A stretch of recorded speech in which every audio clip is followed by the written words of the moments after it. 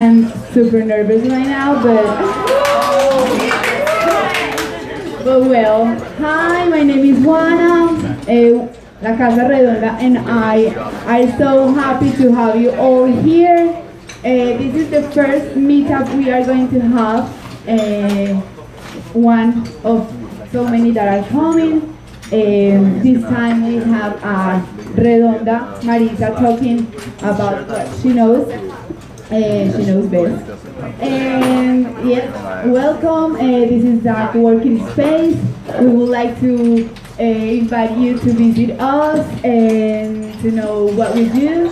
It's very good to have you sharing what you know, your energy and your everything with us.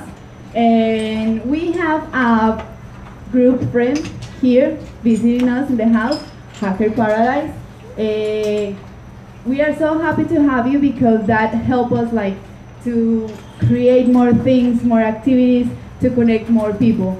And let me introduce you to Spencer. He's going to talk about what he do and have a good time. Gracias.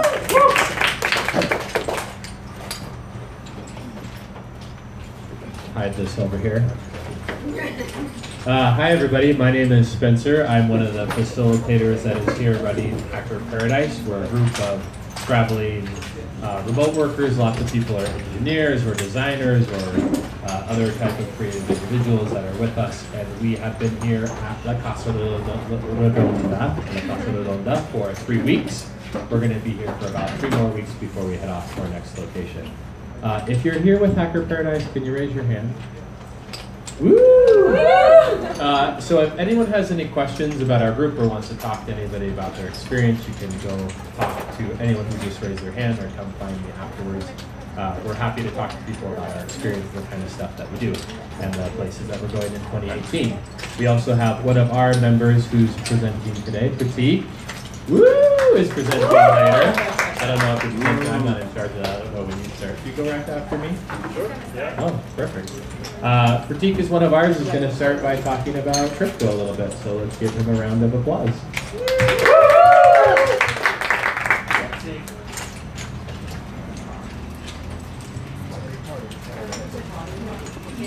Okay, cool. Thank you, Spencer.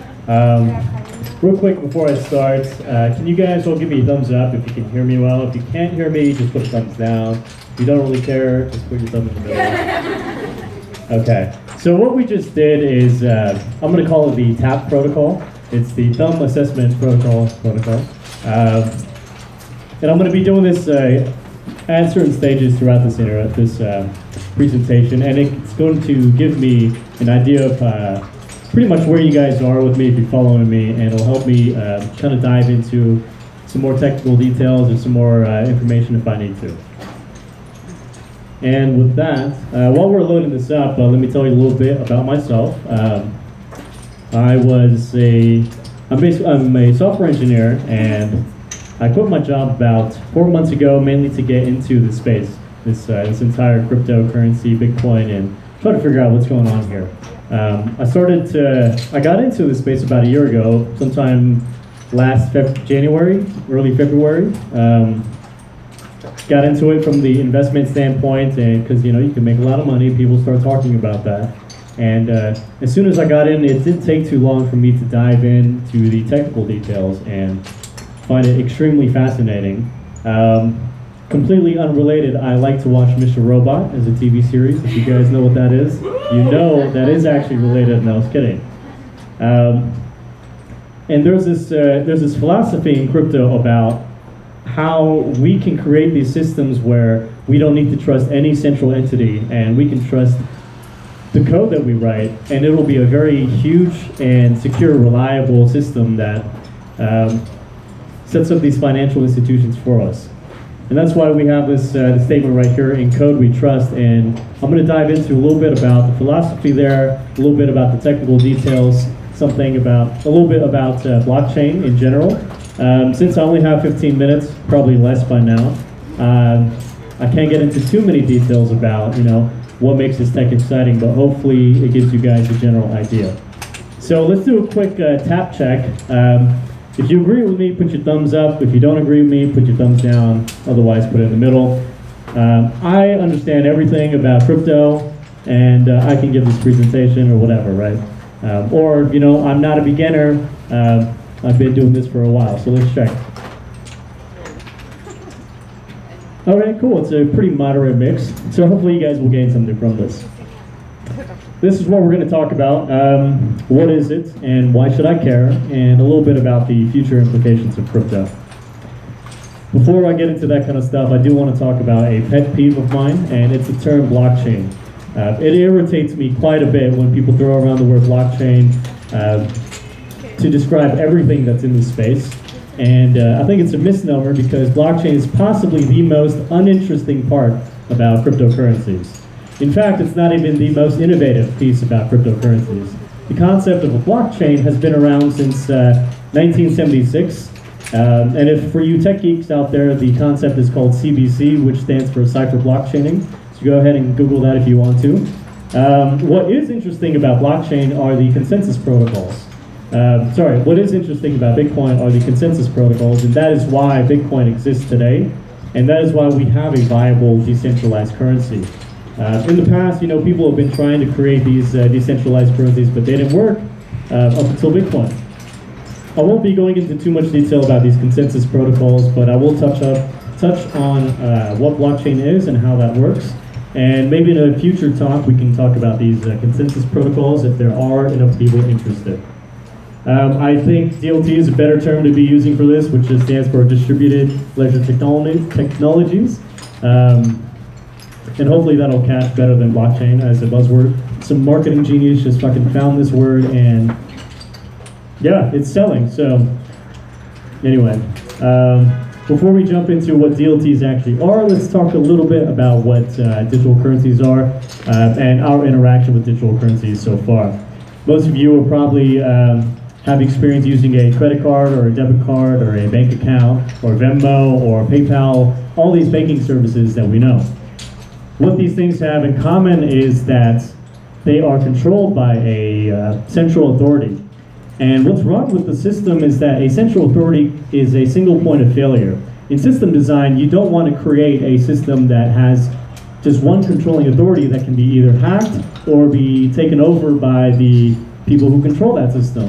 And we've seen that happen several times. In fact, I think it was JP Morgan, which is a bank in the United States, an investment firm, who got hacked. And we've even seen that in this bank right here, Lehman Brothers, which is a pinnacle, probably one of the most well-known banks that has gone through a financial crisis that has lost a lot of people's money because they made some terrible investments.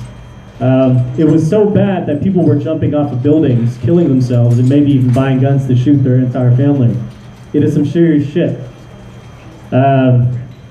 So computer scientists have basically been trying to figure out this problem of how to create a decentralized system that doesn't have to rely on banks like Lehman Brothers. But they were not able to do that. Some very, very smart people were trying to solve this for almost half a century, if not even more. Go back as far as 1983, you have a guy named David Chaum who tries to create this thing called DigiCash, and that fails because of two main reasons. One, he wasn't able to figure out how to create a decentralized currency, and because of that, he created a pseudo-decentralized currency that was more centralized than anything, and because it was centralized, banks, governments, and regulatory agencies were able to shut it down and basically kill this entire cryptocurrency movement. And it wasn't until Bitcoin that some smart people put together all the pieces to create this system that, you know, everybody's talking about today. And to understand, you know, what made Bitcoin special and what allowed it to pretty much just flourish since 2008 are these consensus protocols. But before we understand those, we need to understand blockchain. And before we understand blockchain, we're going to need to understand what a DLT system is. To help me do that, we're going to do a little geography thing. This is the Yap Islands. The Yap Islands are these islands based right off the coast of the Philippines. And the Japanese people used these big stones, forgive my French, these big stones that were pretty much immovable objects. They used these as their form of currency. Now, I don't know why they use this as a form of currency. It doesn't make sense to have a currency that you cannot move and easily transfer between people. But you can ask the same question about our fiat currency. Why do we use paper money that isn't backed by anything other than trust in a untrustworthy system? But how they used it is a more easily answerable question. The way that these people use the system is that they had something that can be called a distributed ledger. Everybody in this community would have a record of who owned which stone. So if I ever wanted to go do a transaction in this community, all I had to do was update my particular record of who owned which stone, and then tell the rest of the community. To kind of give you an example of that, let's say I want to buy a bottle of aguardiente from Mike, and it cost me 1 rhinestone. I'm going to go ahead and get that bottle from Mike, and then in my ledger, I will update and say, this particular rhinestone on the left now belongs to Mike. Mike will go ahead and do the same in his ledger, he'll update that, and then we'll both go back to the rest of the village, and we'll tell the village, hey, this rhinestone on the left used to belong to me, but now it belongs to Mike. And the rest of the village will go ahead and update their own ledgers to reflect that transaction. And in doing so, we have a distributed ledger that maintains consensus, and this is exactly how Bitcoin works. To kind of draw a parallel, instead of people in a village or people in a community, we have computers on a network. So every single computer on the network has a copy of all the transactions that have happened and who owns which Bitcoin. And whenever somebody wants to make a trade or make a transaction, send 1 Bitcoin from one person to another person, they tell the entire community, the entire network, and everybody updates their own ledgers, their own copies to reflect that transaction. Let's do a quick tap check here. I follow everything you're saying. I'm not really sure.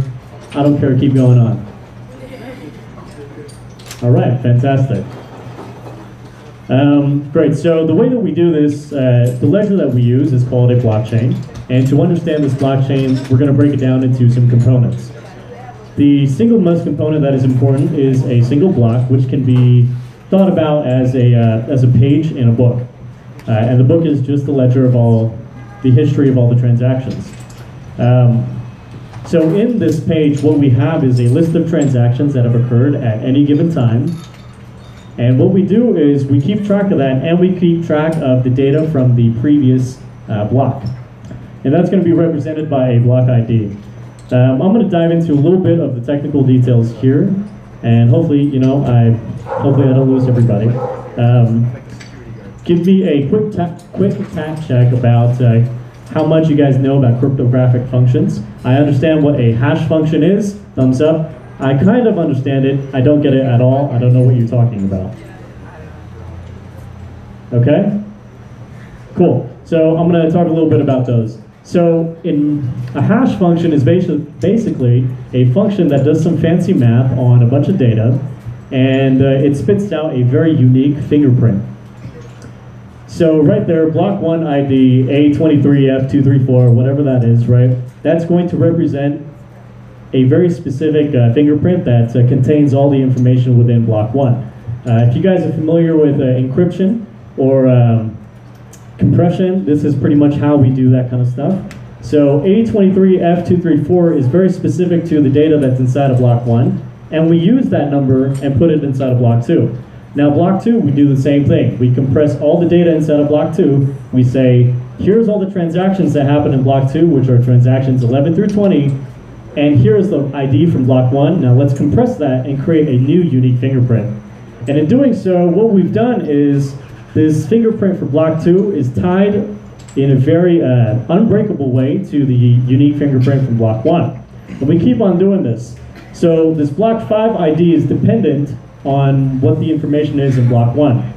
The reason why this is so important is that when you put something into the blockchain, it is basically immutable. You cannot change it once it has been put into the blockchain. If you do want to change it, you're going to have to do a lot of extensive work to go ahead and change that data and update every single block to reflect that changed ID. If there's one thing you take away from what I just said, just know that the blockchain has certain properties that make it so that we can put data inside of it that make it immutable, secure, and reliant. So certain things you can put into the blockchain are, you can think of applications that have to do with copyright. Let's say you created a picture or an image or where you painted something and you want to maintain copyright ownership of that image. You can upload that image into the blockchain, and because of the way these functions work, it's going to, you know what, I'll leave that for later. That's going to sidetrack me. To kind of understand how this works, I think a great example is to look at how amber fossilization works. Give me a quick tap check on what you guys know about amber fossilization. I understand it really well. I don't get it, or kind of get it, I don't know it at all. Okay, so real quick, amber fossilization, the way that it works is you have an insect that lands on a branch, and then the tree secretes some kind of liquid that traps the insect like quicksand. And the more amber you get around this insect, the harder it becomes for the insect to get out, and the more fossilized it becomes. That's pretty much how Bitcoin or blockchain works. The more blocks you get, the harder it becomes to alter the data from a previous time. So you basically get these blocks building up on top of each other, just like an amber fossilizes insects. If you have any questions about that, feel free to ask me at the end. Okay, so now we have this blockchain that can maintain data in a very secure manner, and it maintains the integrity of that data, and it makes sure that this data is immutable. And Bitcoin in general allows us to create this decentralized network of value exchange and value storage. So why the hell does that matter? Well, it's mainly because we can equate money to power. The more money someone has tends to be the more power that they have. And we see today in today's society that there is a unequal wealth distribution. What Bitcoin and blockchain allows us to do is give back that kind of control to the people. It allows, people who don't have access to a bank account, people who don't have enough money to set up a bank account, to create these wallets, these Bitcoin wallets, and maintain their value, maintain a couple of their assets inside of this thing, without having to rely on a banking system. And I think that's pretty powerful, because when you think about expanding or pretty much equalizing this wealth distribution, you can think about how it applies to the concept of political distribution or political equality. You can set up these systems on blockchain or these DLT systems where you have a better system of voting. You can run entire governments on it. And that kind of ties into this bullet point right here, what fiscal power translates into political power. And I think another important piece about blockchain is that you don't really have to trust these banks. You don't have to put your money into these banks, because saving money, in these Bitcoin wallets is a very secure way of maintaining your value. And if you ever wanted to transact between people, you didn't have to go through any third parties. You don't have to rely on your bank account or your credit card to handle the arbitration or the account balances or the transaction verification that you need to. You can just rely on the system of peer-to-peer. I think that's pretty powerful, because you can set up systems that remove middlemen entirely. And some of the industries that you can do that in are remittance industries. The remittance industry is a pretty big industry that basically injects in middlemen in between these transactions and takes a huge cut. It costs, let's say, me a lot of money to send money to my grandparents in India through these remittance industries. But if I use Bitcoin or blockchain, I can send money straight to my grandparents without anybody having to take a cut or without anybody having to profit from that transaction. Some other things like rideshare. If you look at what's happening with Uber, a lot of people are pretty mad about Uber taking a lot of money from drivers, taking a lot of money from the consumers. You can set up these systems where Uber doesn't have to exist. When I call a car, I can just pay that driver directly using a blockchain-based system. And pretty much all the companies involved in credit card and debit card transactions, they really don't need to exist. They just kind of they just prey on your money. Some interesting things, current experiments and future applications would be blockchain 2.0 and blockchain 3.0. So to explain blockchain 2.0, there's a concept of smart contracts. These are some these are like next level, next generation blockchains that you can create with these systems. I don't really want to get in too much detail about what smart contracts are, but to kind of give you an idea, smart contract just means that you can run some code on this distributed network of computers and leverage that power. Certain things that people do are distributed computing. Let's say you are a Stanford science lab that does something with cancer research. You can set up a blockchain project or a distributed, DLT project and leverage the computing power and the computing resources of the computers on that network to run a bunch of protein folding. And that protein folding, the solutions to that will give you the answer to cancer. And you typically can do those kinds of things a lot faster than if you were to run it on your own computer. Some other things I think are important, I talked about this a little bit already, digital media asset licensing. If you own something, you put it in the blockchain, because that data is immutable, you can prove that you own that, and nobody can deny that fact. Nobody can change that, nobody can fraud you pretty much. If you're a creative content creator, you can put all your content up on the blockchain, whether that be videos, whether that be pictures or photos that you've taken, and you can show true ownership. Some other things I think are pretty important to talk about are data management and control. Right now we see a situation when we look at Facebook, for example. Facebook has a lot of control over our data, and they sell that data. With the blockchain-based system or a DLT system, what we can do is maintain control of our data and only share that with certain people when we want to and monetize our data how we want to. You can apply this even to EMRs, electronic medical records, a whole horde of things. And there's a lot more, that we're yet to discover. I could totally talk about this for a while. I wish I could dive into it a little bit more. But this is a quick fact on some certain things, people have had questions about. Feel free to read through them if you can. If you have any questions regarding, Bitcoin regarding proof of work and whether it's sustainable, Bitcoin is sustainable or not, we can talk about that. We noticed banks getting into crypto. Certain people have questions about Ripple and what that's all about. We can definitely talk about that. If these answers don't satisfy your needs, feel free to ask me questions. If you're into investing, I don't know if I'll talk too much about investing and how to handle that here, but there are certain security risks that I think we should talk about, so I can talk about that here.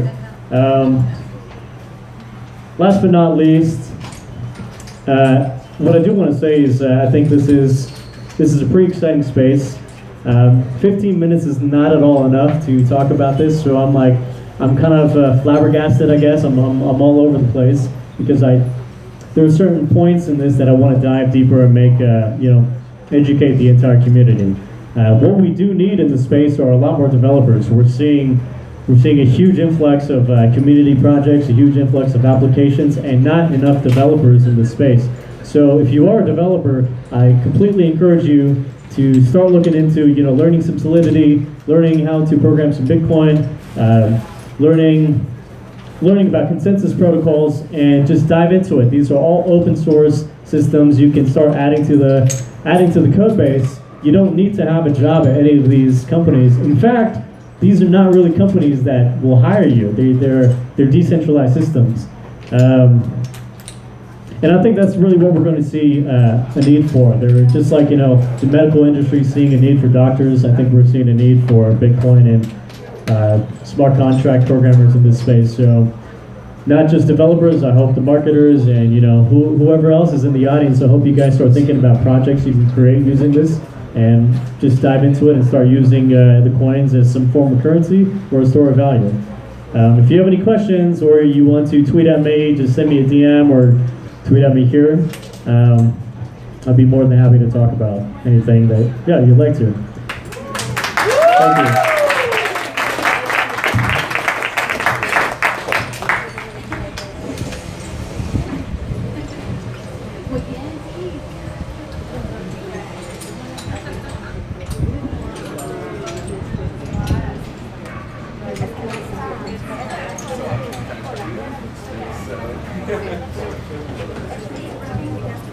Hey everybody, how you guys doing?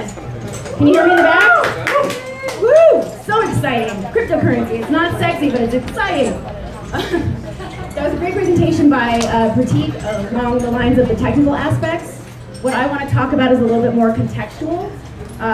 That's talking about, is cryptocurrency money? I did a presentation a couple of months ago with a bunch of developers and entrepreneurs, and they can't really decide. So I want to give some background to you guys, talk a little bit about some economics behind it, and try to help you decide what context this is. Is it an investment? Is it money? Is it a store of value? Is it gold? Those types of things is more of food for thought. So who am I? My name is Marisa Montero.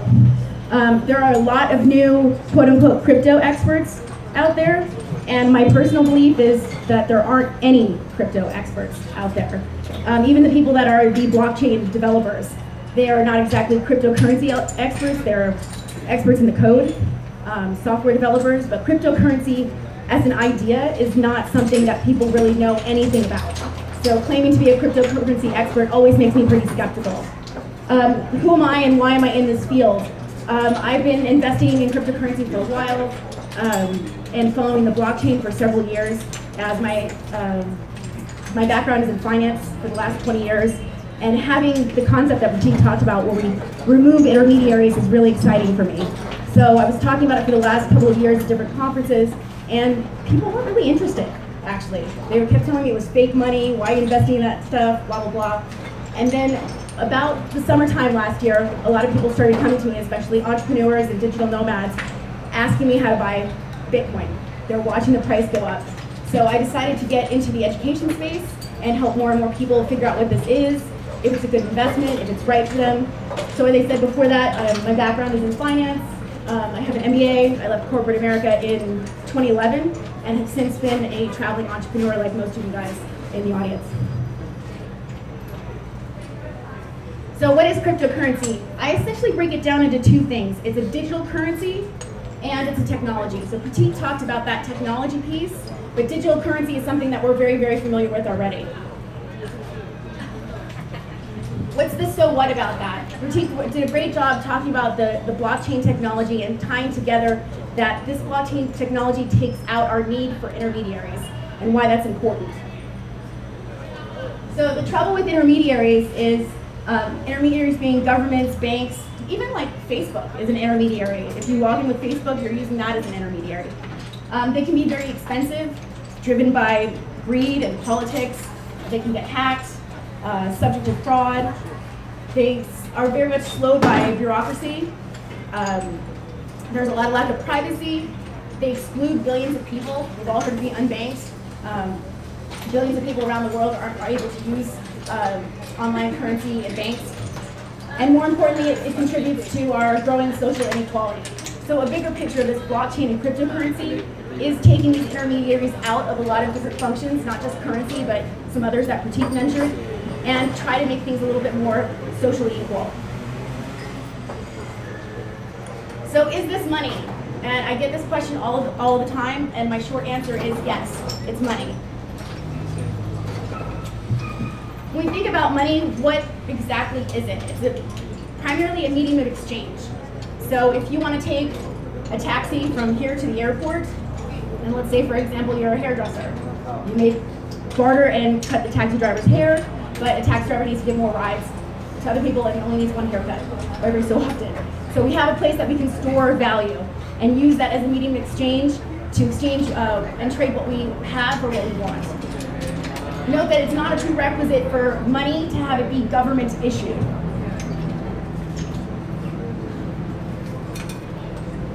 So when you think about that, does cryptocurrency satisfy that criteria? Is it a store of value? Can we use it as a way to exchange?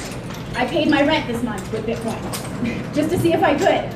I bought actually a microphone for my computer with Bitcoin to see if I could. So we can actually use it that way and not having that requirement that it's government issued, so it can still make it serve as a medium of exchange. Can this replace our fiat money, our traditional money? Today it cannot. We've had a lot of scalability issues. It's really hard to buy a cup of coffee with Bitcoin at this point because it takes at least 10 minutes for that to work. But in the future, that's a question. It may be able to do that. So is it money? When people ask me that, if you're going to think of it, if you're going to call it money, You can, but you're going to have to change the way that you think about money. So I mentioned this term before, fiat money. Fiat is a Latin word for let it be. It's government-issued money like dollars or pounds or euros or pesos, and that are regulated by a central bank. Laws actually make it money. What backs the dollar? Does anybody know what backs the dollar? US dollar? Faith of the American government.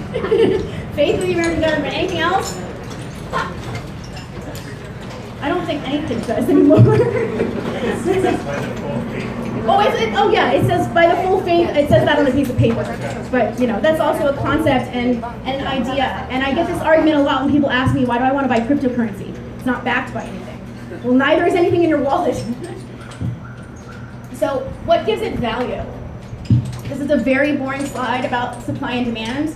And the main concept about it that we just have to remember from high school is that if there's a lot of something, the price goes down. If there's not that much of something and a bunch of people want it, then the price goes up. So how does that work for fiat money? So our fiat money, our dollars, our pesos, all of those things have a different sort of supply and demand. The supply is basically unlimited. It's controlled by the central banks. The demand is in that it's loaned out to banks in the US by the Federal Reserve, and it's loaned as debt. So all of the demand of the new money that comes out is all sent out to us as debt. So we take a look at the US money supply, and again, I know this is not really sexy, but it's kind of important because it's a very recent occurrence that has happened. You can see that for a really long time, starting in the 1970s is where this chart starts. It starts to go up about 1970-ish. That's when the US came off the gold standard. So theoretically, prior to that, you could take a US dollar and go to Fort Knox and ask them for that equivalent of a piece of gold. Theoretically, I don't know if anybody ever did that. But after that, they came off the gold standard and they started slowly increasing the supply by printing some more money. As you can see at the very end, there's a big spike. That spike starts right around 2008, as we all remember kind of what happened. I was working in an insurance company and I was in the guaranteed investments department. This was a really bad day for us.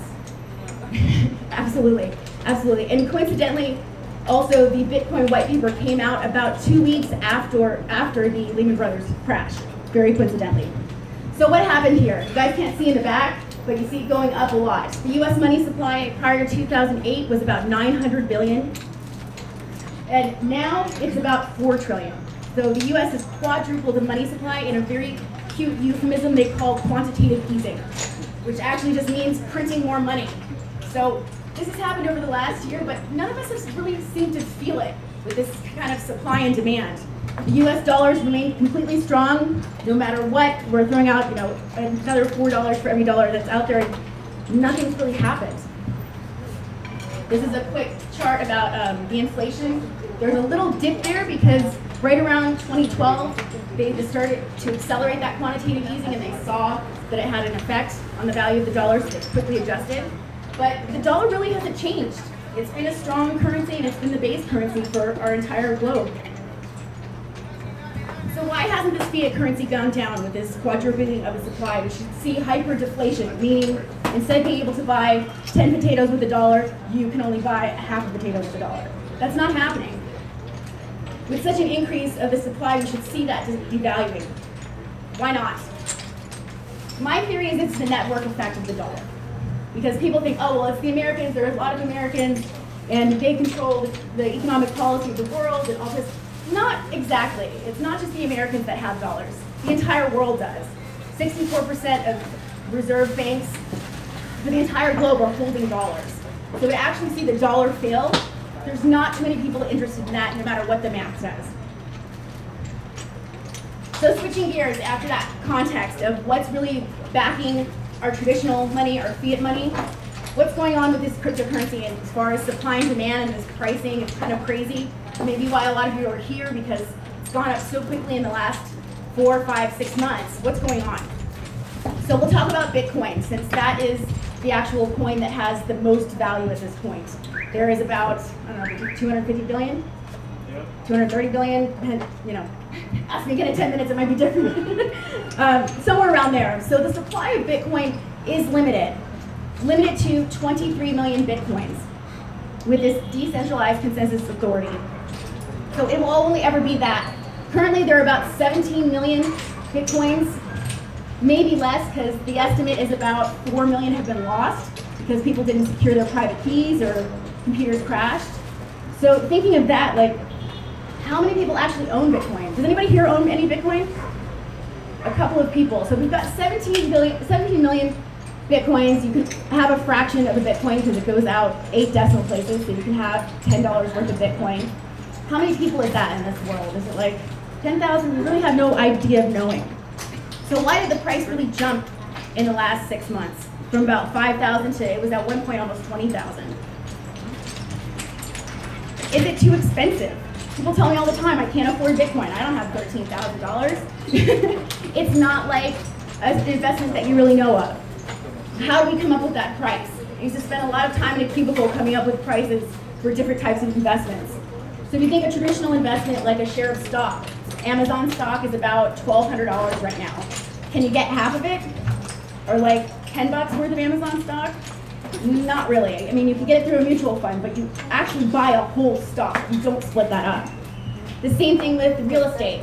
The average price of a house in Charlotte, in the US, is about $200,000. You can't just buy the bathroom or the sink. Get the whole house. The same thing with gold, which is a little bit more similar. You're thinking of gold as a store of value. An ounce of gold is about $1,300. But it's still finite. While you can get a gram of gold, how far can you divide that down? Can you get pennies worth of gold? I don't know, not really. So this is a new way that we can actually divide down our store of value into very, very, very small pieces. So thinking about the price, Bitcoin was about 10,000 in December. It's about 13 today. What is it today? 13,000? I don't know. I try not to look every day. I don't look every day. I'm so crazy. So divisible down to those 8 decimal places. For one, the 8th decimal place is called a Satoshi. For that last decimal place to equal 1 penny, the entire Bitcoin would be $1 million.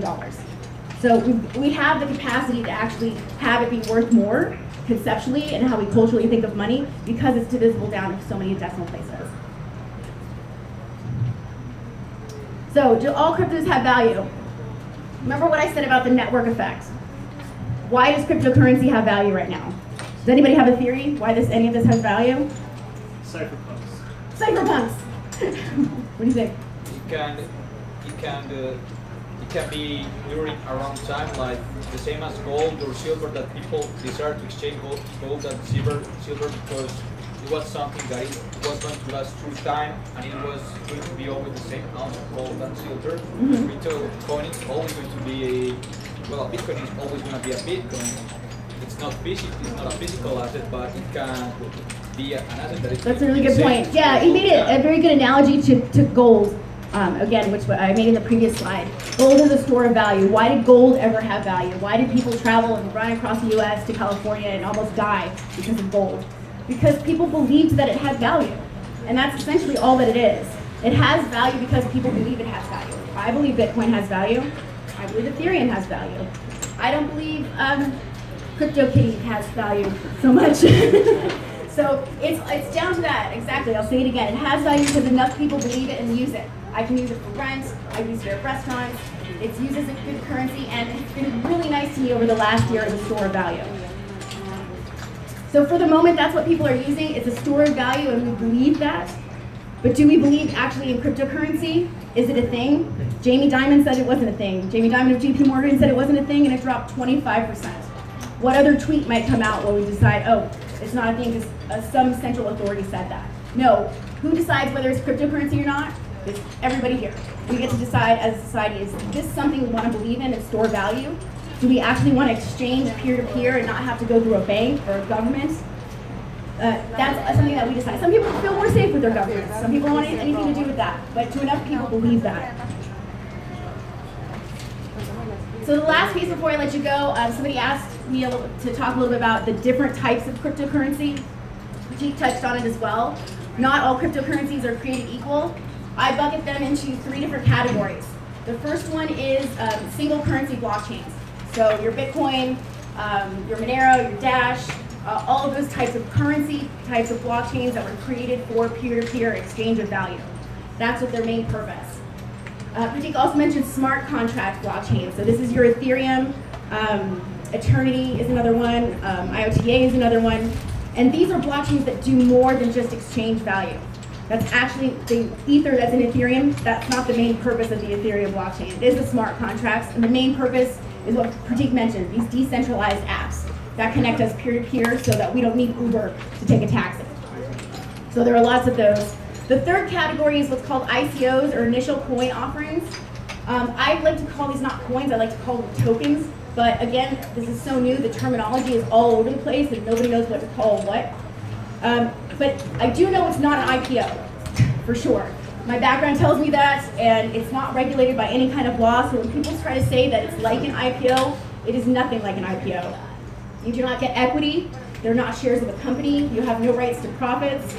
It's essentially a crowdfunding mechanism, just like a Kickstarter, but you don't always get a t-shirt. You just get a wallet with another cryptocurrency. So remember when you're thinking about these ICOs, that it's not it's not regulated and you get no rights like you would with a share or a security.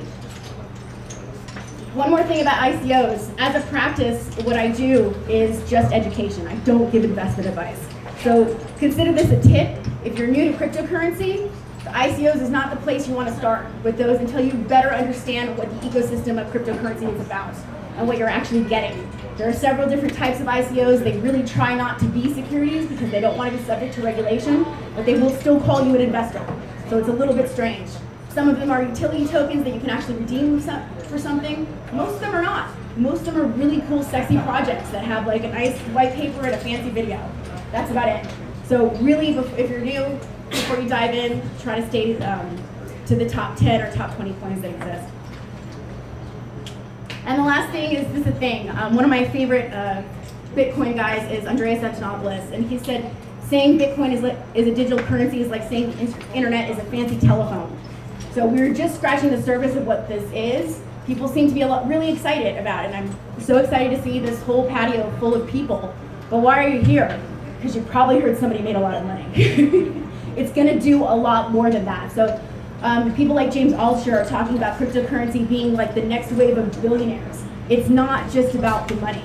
The same way that the internet's not just about communication or a fancy telephone. This is really going to change the way that we live, that we do business, and how we interact with each other. So if you want to know more, again, I said I'm in education. I just launched a course called Crypto Boots. It's a beginner's guide to cryptocurrency that talks about more contextual stuff. Security. Security is really important. If you don't have a password manager or a VPN, you should not be doing this. So how to do that, how to go on an exchange, how to create different kinds of wallets, a hot wallet, a cold wallet, all of those things in basic kind of 101 thing. And this is my contact information. I'm marisa@sheknowscrypto.com. I have a Facebook group by the same name, and that's where I'll be announcing the new course that's coming out and doing webinars as well. And I will be, where am I? I'm mostly in South America. That's it, thanks.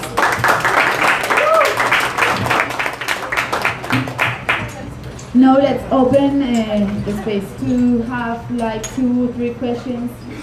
Want to talk? Raise your hand. No? No one? Okay, so in that corner you can find beers. There is sushi.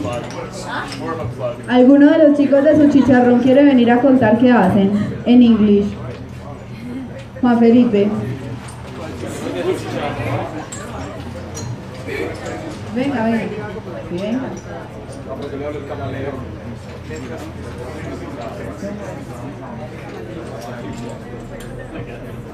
Hey guys, how's everything going? Everything good? Thumbs up? We were paying attention. By the way, if you guys want to eat some fast and healthy, good food meal, try El Camaleón en Bicicleta. What is El Camaleón en Bicicleta? It's a new concept of fast food, but also healthy. We are including the veggie market right now. We also have a great shawarma. You can try it in pork, chicken, and we also have the vegetarian option. That it's like Wait, buona composizione ricetta in inglese. Bruschetta. You know what a bruschetta is? You got it? So we also have a vegetarian bruschetta, so feel free to try it. There's also, if you guys want Colombian food, you can also try a new mix that is chicharrón. What is chicharrón? A mixture between sushi and Colombian food. Try the morcilla sushi and try the sushi tempura. And thank you, everyone.